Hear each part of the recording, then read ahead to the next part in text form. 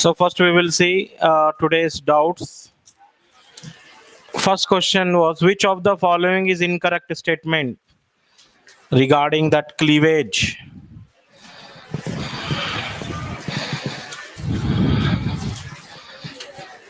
First statement is fertilization occur in fallopian tube. This is absolutely correct. Incorrect ढूंढना है आपको. Fertilization is a physico-chemical process. Yes, you can call it physico-chemical process. It involves vigorous motility of the sperm. It involves ciliated epithelium movement. And it also involves chemical attraction like fertilizing and anti-fertilizing. इसलिए physico-chemical process हम बिल्कुल बोल सकते हैं. Cleavage produces marula. Right. अब आप बोलेंगे fertilisation को हम फिजिको केमिकल क्यों बोल रहे हैं? फिजिको मतलब टेम्परेचर ओरिएंटेड भी है. वो एक पर्टिकुलर टेम्परेचर पे फर्टिलाइजेशन होगा, बॉडी टेम्परेचर पे. मोटिलिटी ऑफ द स्पर्म है, फिजिकल प्रोसेस है वो. और fertilising anti fertilising chemical process है.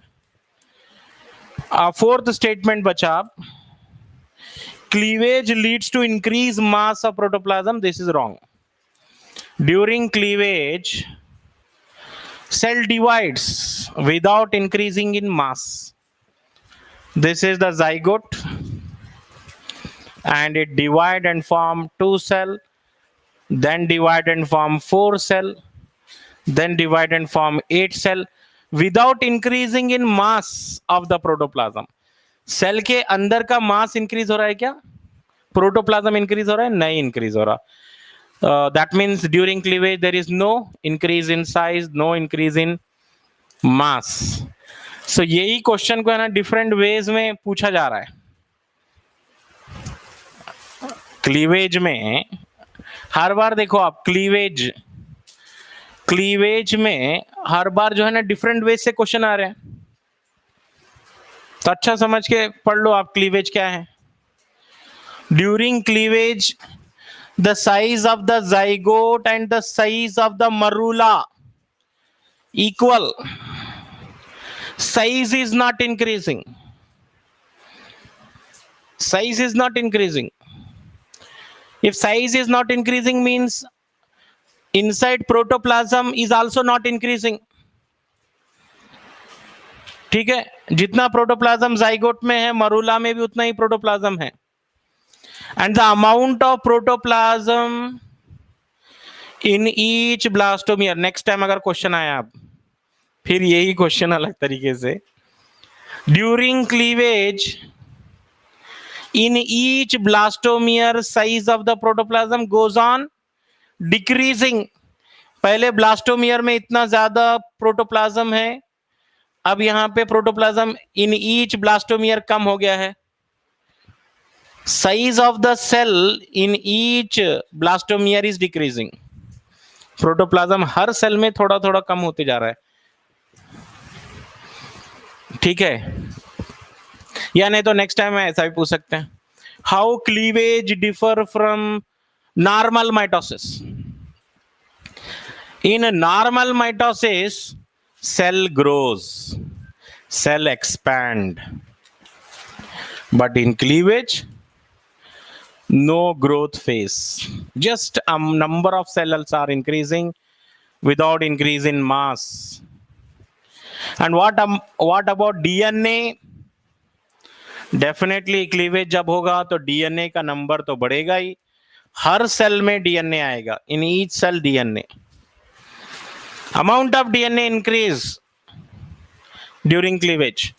Amount of protoplasm in each blastomere decrease. मैं बोला था एग्जांपल, टेनिस बॉल, अगर एक बॉल के अंदर 16 और छोटे बॉल बन जाएंगे तो क्या बॉल का साइज इंक्रीज हो रहा है? नहीं, इंक्रीज नहीं हो रहा है. ठीक है, उल्टा वहां पे बॉल का साइज जो है ना डिक्रीज हो रहा है. Each ball size decreasing. समझ रहे हैं आप? And amount of DNA double होते जा रहा है. तो यहाँ पे इंक्रीज मास ऑफ प्रोटोप्लाज्म बोलना इनकरेक्ट था, और एक ग्राफिकल क्वेश्चन था। ग्राफिकल क्वेश्चन हर कोई कर सकता था, ये क्वेश्चन कुछ भी नहीं है इधर ऐसा। ये नंबर ऑफ ऑर्गेनिजम्स है विथ टाइम है, and one curve is decreasing, another curve is increasing. Okay, A is decreasing, B is increasing। पहला ऑप्शन बताया है population B completed more successfully for food production than population A। मतलब population B is more successful than population A। क्या लग रहा है आपको, right है ये? ज्यादा सही दिख रहा है, फिर भी पूरे ऑप्शन पढ़ो। ज्यादा सक्सेसफुल कौन है? बी ज्यादा सक्सेसफुल है, फिर भी पढ़िए आप दूसरे option. Population A produces more offspring, गलत। Population A is producing more offspring, no, ये तो डिक्रीज हो रहा है। Population consume the population A consume the members of population B, कैसा हो सकता है जबकि पॉपुलेशन बी ज्यादा है? Both plant population in this habitat decrease, दोनों डिक्रीज नहीं हो रहे, कोई एक इंक्रीज हो रहा है। ठीक है, don't search always right answer, try to do elimination and remove wrong answers, right answer मिल जाएगा आपको। ठीक है, अब जा सकते हैं हम नेक्स्ट चैप्टर में।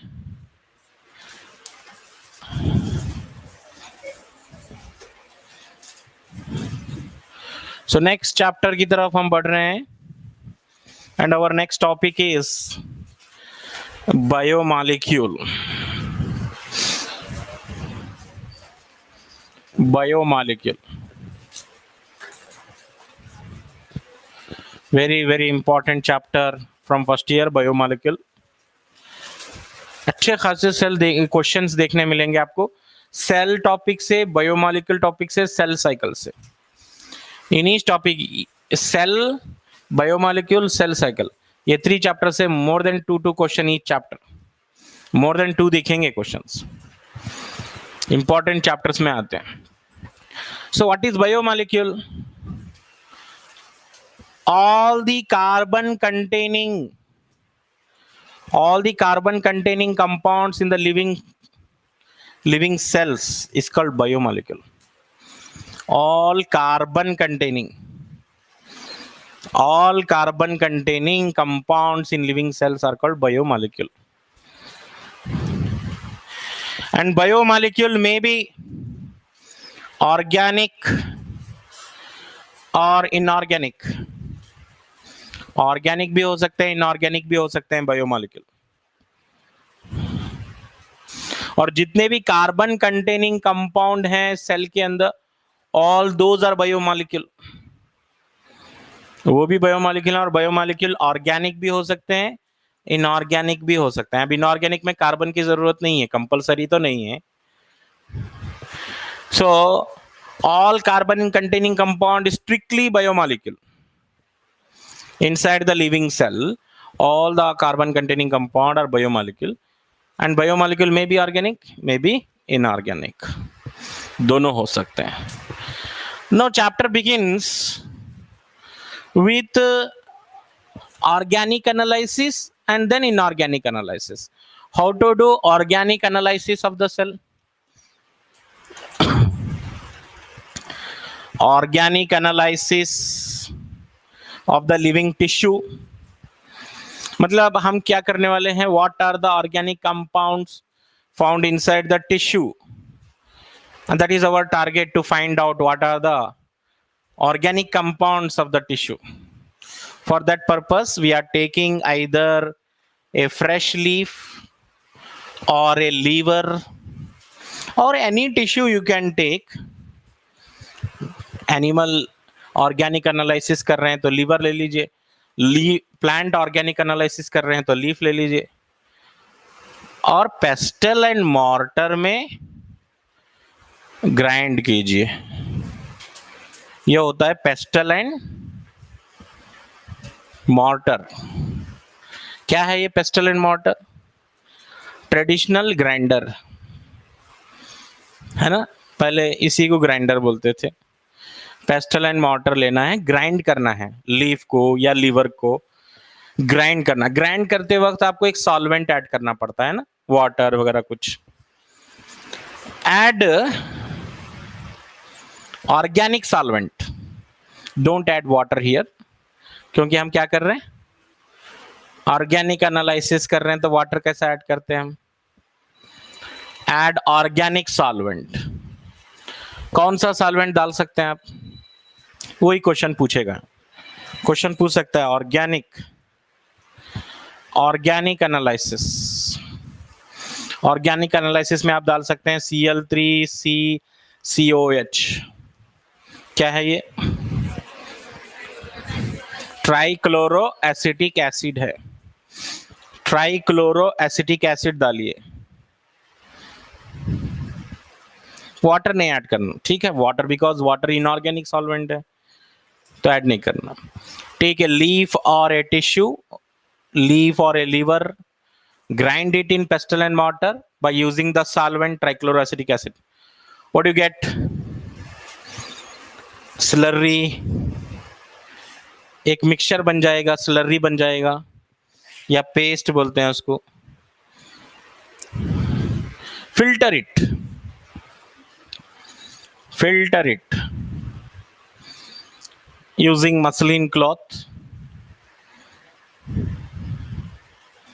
मसलिन क्लॉथ यूज करके, मलमल का कपड़ा होता है, उससे फिल्टर कर लीजिए। फिल्टर करने के बाद आपको दो फ्रैक्शन मिलेंगे, ठीक है। Suppose this is the muslin cloth and this is the paste और slurry, keep it in muslin cloth, filter it. Filter करने पर आपको दो फ्रैक्शन मिलेंगे, ठीक है। एक फ्रैक्शन ड्रॉप बाय ड्रॉप नीचे जाएगा, बीकर में कलेक्ट हो गया, ये एक fraction, it is called filtrate. Filtrate बोलेंगे जो फ्रैक्शन है। और जो नहीं फिल्टर हुआ जो रेसिड्यू है, which is not filtered, that is called रेटेंटेट।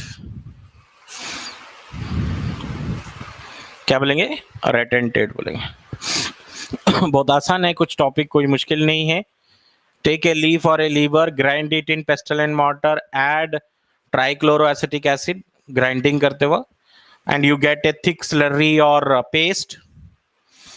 Using filter paper or muslin cloth filter करिए, you will get two fraction. One is filtrate and retentate. If my question, where is the trichloroacetic acid? Where the trichloroacetic acid go in filtrate और रेटेंटेट? Filtrate में जाएगा definitely, वो solvent है, तो definitely filtrate का मतलब है ये ट्राइक्लोरोएसिटिक एसिड है, और इसके साथ ट्राइक एसिड सॉल्युबल फ्रैक्शन। जो जो सेल के अंदर एसिड सॉल्युबल कंपाउंड है, सेल के अंदर एसिड सॉल्युबल कंपाउंड है, all that compound they go down along with the filtrate and that become acid soluble fraction. And acid insoluble fraction, it is called acid insoluble fraction, it is called retentate. Acid insoluble fraction is called retentate, it is not soluble, retentate बोलिए उसको। और retentate is equal to acid insoluble fraction बोल के लिख दीजिए। Acid soluble, acid insoluble. Chapter पूरा खत्म हुए तक ये वर्ड्स आने वाले हैं, एसिड सॉल्युबल, एसिड इनसॉल्युबल, इसी से रिलेटेड। एसिड सॉल्युबल फ्रैक्शन मतलब फिल्ट्रेट है, और एसिड इनसॉल्युबल फ्रैक्शन रेटेंटेट। घर में टी वगैरह कभी बनाए होंगे आप, तो आफ्टर मेकिंग टी जो भी फिल्टर करते हैं आप, तो फिल्ट्रेट नीचे जाता है और रेटेंटेट ऊपर ही रह जाता है, वही है, ये वही कॉन्सेप्ट है। तो अब क्वेश्चन ये है कि what is present in filtrate, what is present in retentate. Filtrate contain acid soluble fraction. It contain all the micromolecules, MICRO. Filtrate contain micromolecule. Cell के अंदर क्या क्या हो सकते हैं भाई? Micromolecules. All that come under acid soluble fraction and they have molecular weight less than 1000 daltons. molecular weight कितना? less than 1000 daltons. इनका molecular weight less than 1000 dalton में होगा. and it include glucose, fructose, ribosugar, deoxyribosugar, adenine, guanine, cytosine. Cell के अंदर क्या क्या हो सकता है? Micromolecule. adenine, guanine, cytosine, thymine, uracil, phosphate, sulfate. This is all micromolecules. और जो large compound हैं, all that large compound are called acid insoluble fraction. Acid insoluble fraction contain macromolecules. And these macromolecules have molecular weight more than 1000 daltons up to 10,000 daltons. More than 1000 up to the range of 10,000 dalton तक molecular weight होता है इनका. up to the range of 10,000 daltons तक जा सकता है इनका molecular weight. And it include acid insoluble fraction, include larger compound like, if I say polysaccharide,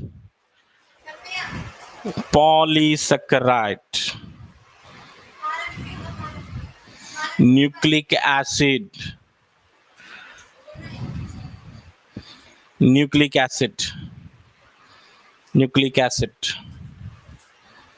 lipids. Lipid भी जा रहा है देखो रेटेंटेट में. लिपिड्स भी मैक्रोमोलिक्यूल में जा रहा है. लिपिड्स भी मैक्रोमोलिक्यूल में जा रहा है. Even though it is not macromolecule. Lipid is not macromolecule. Lipid का मॉलिक्यूलर वेट लिखना आप. Lipids have molecular weight 800 Dalton's. तो आप बोलेंगे सर 800 डेल्टन्स अगर है तो वो माइक्रो में जाना चाहिए या MICRO, लेकिन नहीं जाएगा वो. Lipids even though they are micro molecule but they are going in retentate. It is the only exceptional case. Remaining all other following the rule, less than 1000 dalton micro में जाएंगे, more than 1000 dalton up to 10,000 dalton macro में जाएंगे. एक lipid exception है. लिखना lipids का molecular weight 800 dalton है. Then also it goes in retentate. उसका एक रीजन है. रीजन ये है, lipids are the integral part of plasma membrane. Lipids are integral part of plasma membrane. When you are grinding the living tissue leaf or a liver, when you are grinding the tissue, the plasma membrane is not going to leave that lipids. Lipids is not separating from plasma membrane because lipid बहुत ज्यादा रहता plasma membrane में, और plasma membrane के साथ चले जा रहा है. समझे? मतलब अगर ह्यूमंस में अगर मैं बोला बच्चे एक तरफ बड़े एक तरफ, बोला मैं एक तरफ बच्चे आ जाना है एक तरफ बड़े आ जाना है, उसमें एक छोटा सा बच्चा रहेगा, वो बोलेगा I am not going to separate from my mother, तो उसके साथ ही चले जाएगा, बड़ों में चले जाएगा. सो सेम ऐसे ही हुआ है. Lipids it is not separating from plasma membrane, it is going with plasma membrane. And lipid is not a macromolecule, ये भी लिखना. Lipid is not a macromolecule, lipid is not a polymer, lipid is not a polymer, lipid is not a polymer, lipid is not a polymer.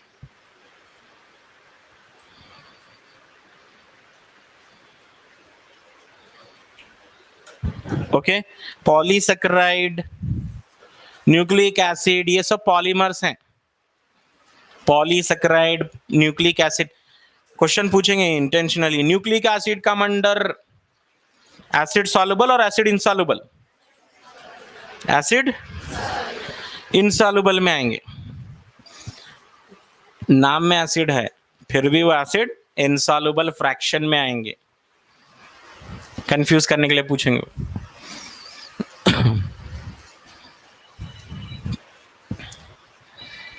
ठीक है,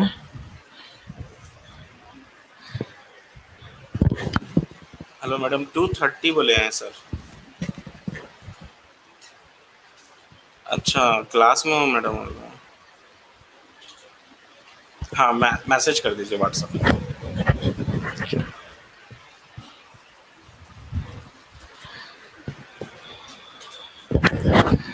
now coming to inorganic analysis. Organic analysis तो ऐसे करेंगे हम, inorganic analysis के लिए कैसा करना है? देखिए, आप केमिस्ट्री में तो पढ़ते होंगे, हर एलिमेंट का टेस्ट होता है। एस्टिमेशन ऑफ नाइट्रोजन रहता, कार्बन टेस्ट, हाइड्रोजन टेस्ट, सबके लिए अलग अलग टेस्ट रहते हैं। यहां पे एक रफ आइडिया लेना है, इनऑर्गेनिक लिविंग टिश्यू में इनऑर्गेनिक एनालिसिस कैसे करना है। अगेन टेक ए लीफ और ए लीवर,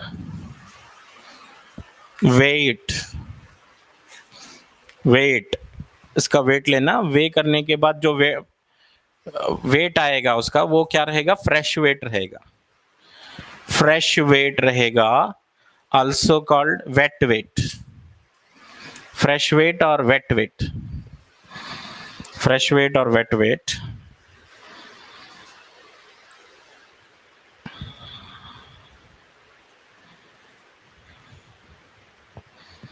फ्रेश वेट और वेट वेट।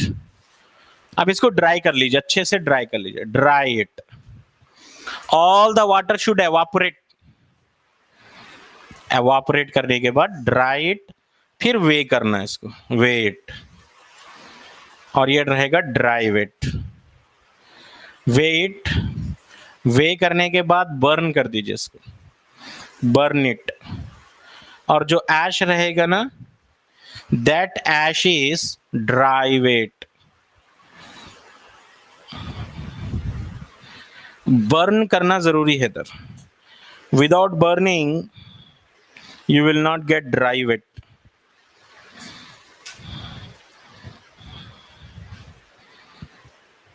burn करेंगे।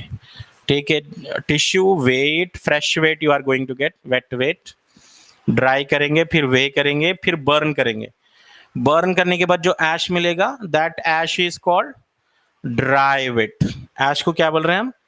ड्राई वेट बोल रहे हैं। It is used for inorganic analysis। inorganic analysis।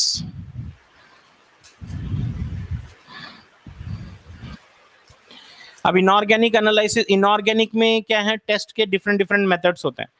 Nitrogen को कैसा डिटेक्ट करते हैं आप?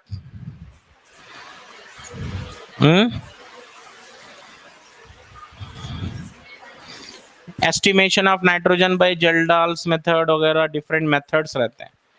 तो ऐसे हर एलिमेंट के टेस्ट रहते हैं, वो टेस्ट कंडक्ट करके फाइंड आउट करेंगे। सो जस्ट आपको याद रखना है, which experiment, whether organic analysis is destructive और inorganic analysis is destructive. Inorganic analysis is destructive.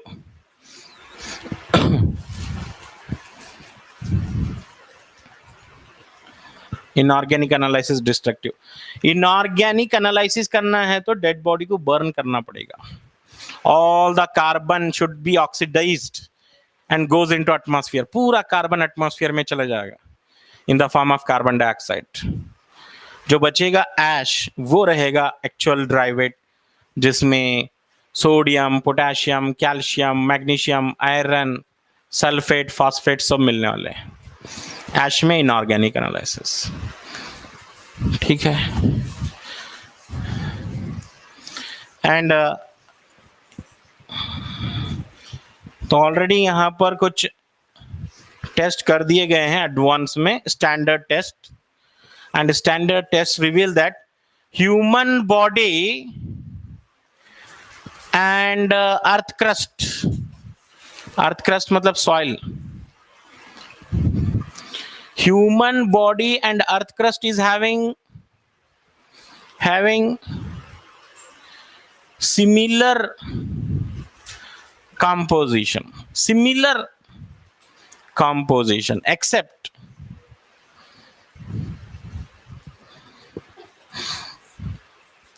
except जो है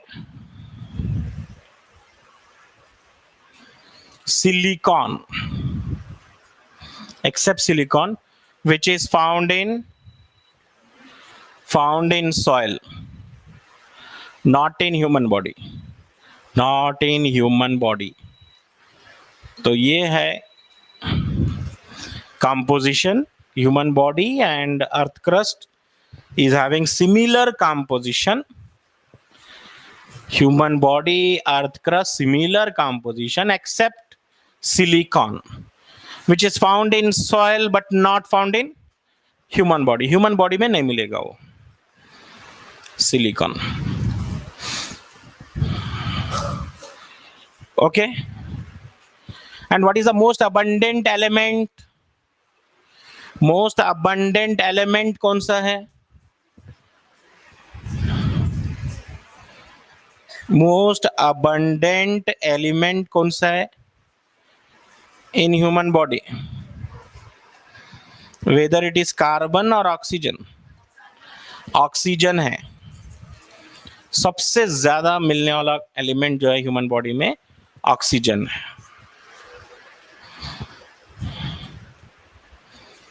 ऑक्सीजन सबसे ज्यादा.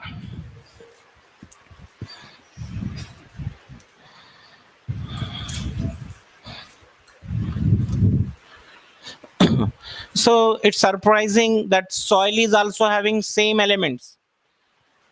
Same element है, carbon, hydrogen, oxygen, nitrogen, phosphorus, potassium, सब सेम सिमिलर कंपोजिशन में है. लेकिन एक डिफरेंस आया है सिलिकॉन का. जो सिलिकॉन सॉइल में हो सकता है लेकिन ह्यूमन बॉडी में नहीं होगा. Silicon is not present in human body. तो inorganic compounds of the cell की अगर हम लिस्ट बनाएंगे, what are the inorganic components of the cell. Cell के अंदर इनऑर्गेनिक क्या है भाई? सेल के अंदर क्या है? कैल्शियम है, पोटेशियम है, मैग्नीशियम है, सल्फेट्स हैं, फास्फेट्स हैं, NaCl है. सेल के अंदर या Fe+ है या Fe++. So many inorganic analysis है ये. ऑर्गेनिक से थोड़ा तो अंदाजा हो गया होगा ऑर्गेनिक कंपोनेंट क्या है. Glucose, fructose, galactose, ribose, adenine, guanine, ये सब जो है ऑर्गेनिक एनालिसिस में आए थे. इनऑर्गेनिक में ये एलिमेंट्स आएंगे. ठीक है. Now the most basic monomer of the cell is amino acid. Most basic fundamental monomer बोल सकते हैं हम. amino acid. What are amino acid? Amino acids are the monomers. Or you can call monomers मतलब building blocks of protein. मतलब जो protein है वो amino acid से बने हुए हैं. प्रोटीन किससे बने हुए हैं? अमाइनो एसिड से बने हुए हैं. Monomers. Amino acids are the monomers and they are building blocks of protein. So therefore proteins are what? Proteins are polymers of amino acid. So amino acid से प्रोटीन बनते हैं. अमाइनो एसिड से protein बनते हैं. Protein एक most important biomolecule है। Why? Because almost all your enzymes are protein. जितने भी salivary enzyme, gastric enzyme, intestinal enzyme, सारे एंजाइम प्रोटीन थे। हार्मोन्स प्रोटीन थे, हार्मोन्स भी प्रोटीन थे। एंटीबॉडी जो है टू फाइट विथ इंफेक्शन, वो भी प्रोटीन्स हैं। तो प्रोटीन के बगैर हम लाइफ इमेजिन नहीं कर सकते। Without protein no life, and without amino acid no protein. तो प्रोटीन बनने के लिए अमाइनो एसिड जरूरी है। So general formula of amino acid क्या है?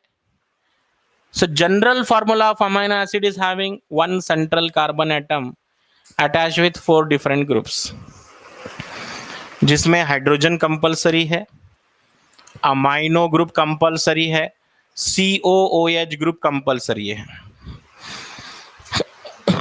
All amino acids, proteins amino acid से बने हुए हैं, और अमाइनो एसिड 20 टाइप्स के हैं। And all the 20 types of amino acid are having the same central carbon atom, one amino group, one carboxyl group, one hydrogen, and R group is variable group. R group is variable group.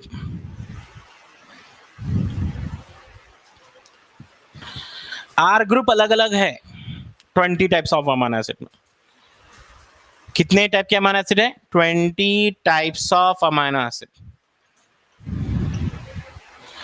No, एक question आपके लिए, 20 types के amino acid लेकर आप कितने protein बना सकते हैं?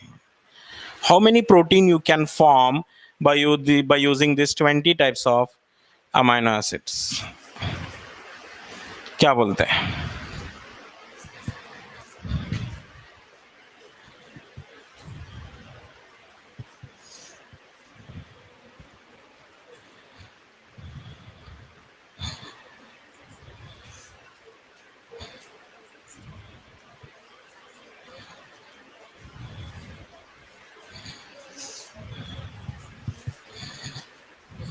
यस, इनफाइनाइट बना सकते हैं। इनफाइनाइट, ऐसा कोई नंबर नहीं है।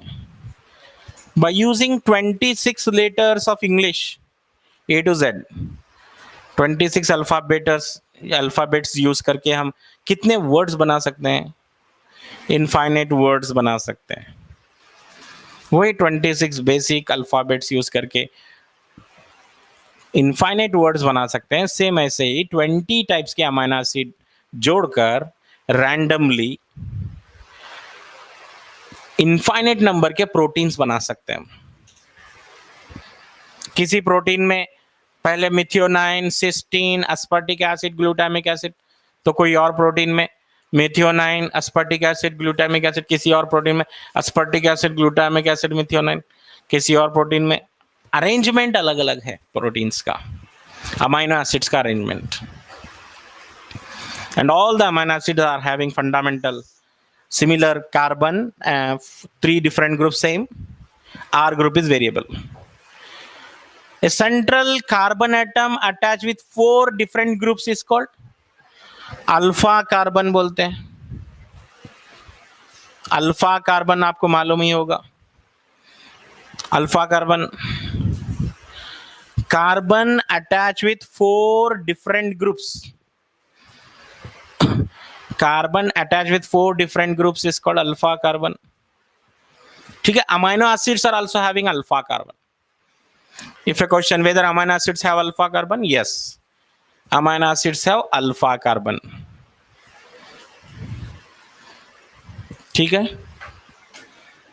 then amino acids can also be called, amino acids are the substituents of, substituted, you can say substituted methane. Amino acid क्या है? सब्स्टिट्यूटेड मीथेन है। सब्स्टिट्यूट मीथेन मतलब मीथेन कैसा है बताइए? Central carbon attach with 4 different hydrogens, है ना।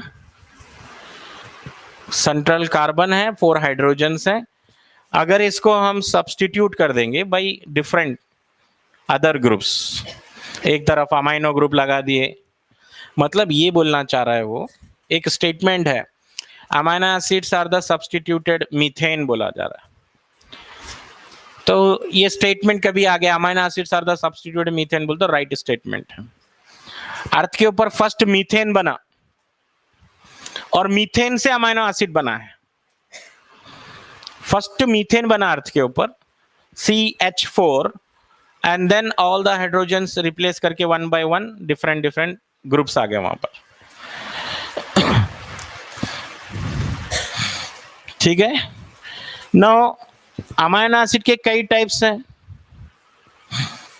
जैसे आर ग्रुप में बी एज सिंपल एज, इतना सिंपल हो सकता है आर ग्रुप कि आर ग्रुप की जगह एक हाइड्रोजन आ सकता है, हाइड्रोजन लाइक दिस। अगर आर ग्रुप की जगह हाइड्रोजन है, so such amino acid is called glycine. It is the simplest amino acid, simplest amino acid ये, इससे सिंपल कौन सा भी अमाइनो एसिड नहीं है, simplest. If R group is hydrogen, इस ग्लाइसिन बोल रहे हैं। Of course glycine is not having alpha carbon, glycine में अल्फा कार्बन नहीं है, और ग्लाइसिन को आप बोल सकते हैं optically inactive, optically inactive amino acid भी बोलते हैं, आप पढ़ते होंगे। Those compounds which are having alpha carbon, they are optically active, ठीक है, दे शो ऑप्टिकल आइसोमेरिज्म। लेकिन ग्लाइसिन में अल्फा कार्बन नहीं है, क्योंकि यहां पे 2 हाइड्रोजन आ गए, अल्फा कार्बन नहीं है। और दूसरा अमाइनो एसिड और एक, अगर आर ग्रुप की जगह पर मिथाइल ग्रुप आ जाए, CH3 मिथाइल ग्रुप आ जाए, तो इसको हम बोलते हैं अलेनाइन, अलेनाइन बोलेंगे। और अगर आर ग्रुप की जगह हाइड्रोक्सी मिथाइल ग्रुप आया तो हाइड्रोक्सी मिथाइल मतलब CH2OH, हाइड्रोक्सी मिथाइल आया तो क्या बोलते हैं हम, सराइन बोलते हैं, सराइन, सराइन। मे भी केमिस्ट्री में आप पूरे 20 अमाइनो एसिड के स्ट्रक्चर पढ़ रहे होंगे। यहां 20 तो नहीं है पूरे, लेकिन हम ये याद रखना, बेसिक ये 3 अमाइनो एसिड के स्ट्रक्चर याद रखेंगे। एंड अमाइनो एसिड में कई टाइप्स हैं, जैसे basic amino acid. What is mean bye basic amino acid? Basic का मतलब क्या होता है? Which have more than 1 NH2 group. अगर एक से ज्यादा NH2 ग्रुप आ गए, ऑफ कोर्स स्ट्रक्चर में एक ही NH2 दिख रहा है, अगर एक से ज्यादा NH2 ग्रुप आएंगे तब बोलेंगे basic. And the basic amino acid है लाइसिन अर्जिनाइन। ये बेसिक अमाइनो एसिड देखो, लाइसिन अर्जिनाइन। ऐसे बोल तो एसिडिक अमाइनो एसिड भी होंगे, which have more than 1 COH group, more than 1 COH group, acidic amino acid. Aspartic acid, इनके नाम में भी acid, aspartic acid, glutamic acid, they have more than 1 COH group, more than 1 COH group। अगर एक NH2 एक COH, neutral, neutral amino acid.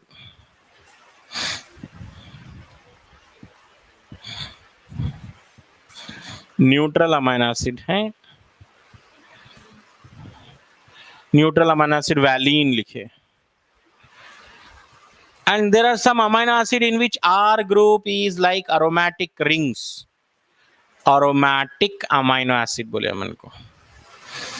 If R group is replaced by aromatic rings, benzene like rings, aromatic amino acid भी होते हैं, PTT बोल के याद रखो, phenylalanine tyrosine tryptophan, tyrosine tryptophan, ये हैं aromatic amino acid. Phenylalanine tyrosine tryptophan.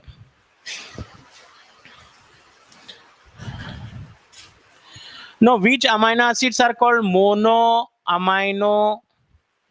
monocarboxylic acids?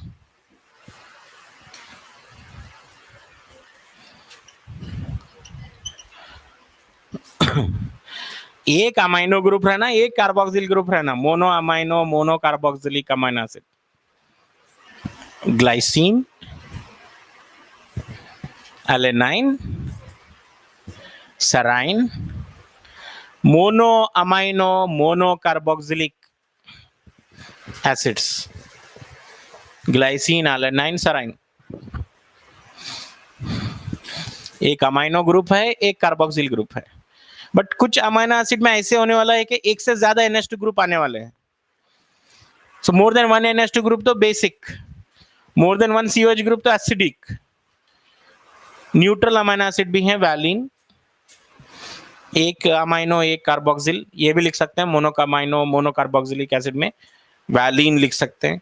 Aromatic amino acid और अरोमेटिक रिंग्स होते हैं। टायरोसिन के स्ट्रक्चर में देखना अरोमेटिक रिंग रहेगा। ओके,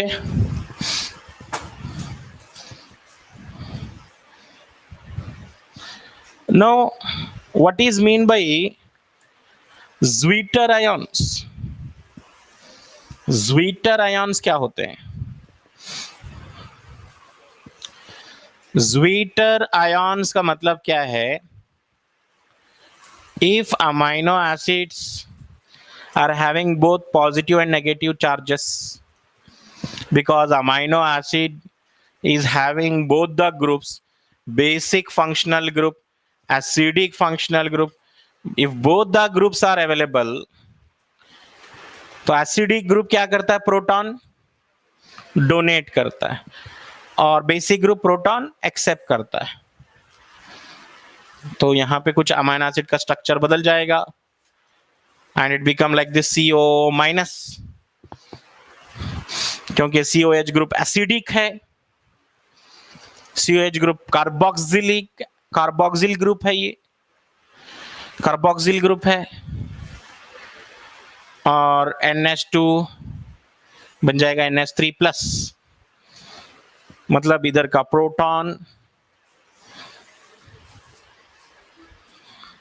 प्रोटॉन इधर चला जाएगा। तो ज्वीटर आयन बोले इसको। Dipolar amino acid,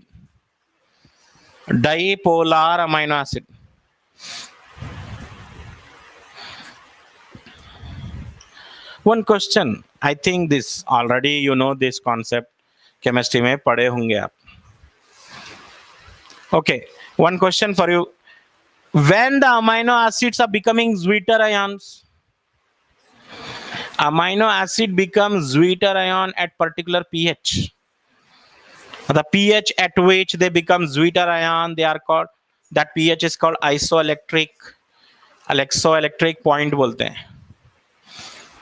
that means whether that pH is fixed for all amino acid, no, amino acids become zwitter ions at particular pH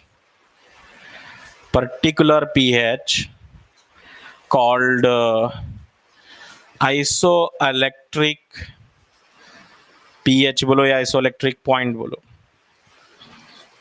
isoelectric point बोलते हैं, जहां पर COH ग्रुप अपना प्रोटॉन डोनेट कर लेता है, अमाइनो ग्रुप एक proton ले लेता है, तो बन जाते हैं dipolar amino acid is called zwitter ion.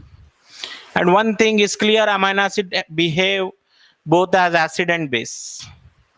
Amino acid दोनों प्रॉपर्टी रखते हैं, एसिड की प्रॉपर्टी भी रखते हैं, बेस की प्रॉपर्टी भी रखते हैं. So that's why amino acid should be called, amino acids are amphoteric.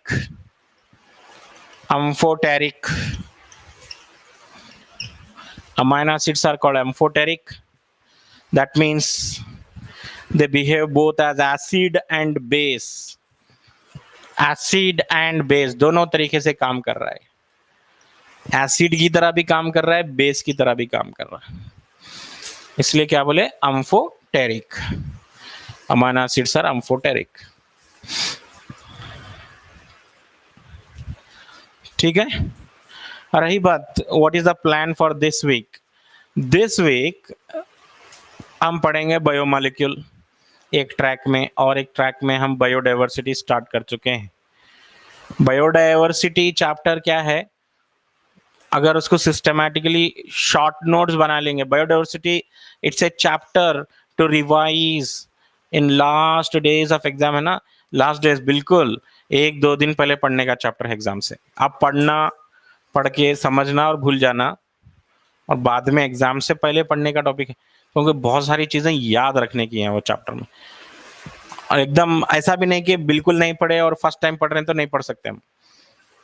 Exam से पहले रिकॉल करेंगे तो सारे चीजें याद आ जाते हैं. बायोडाइवर्सिटी के बायोडाइवर्सिटी करेंगे हम ये वीक, बायोमोलिक्यूल करेंगे, और biotechnology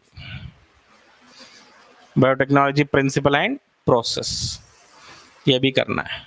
okay, so we'll stop here. Tomorrow we'll continue remaining. Thank you.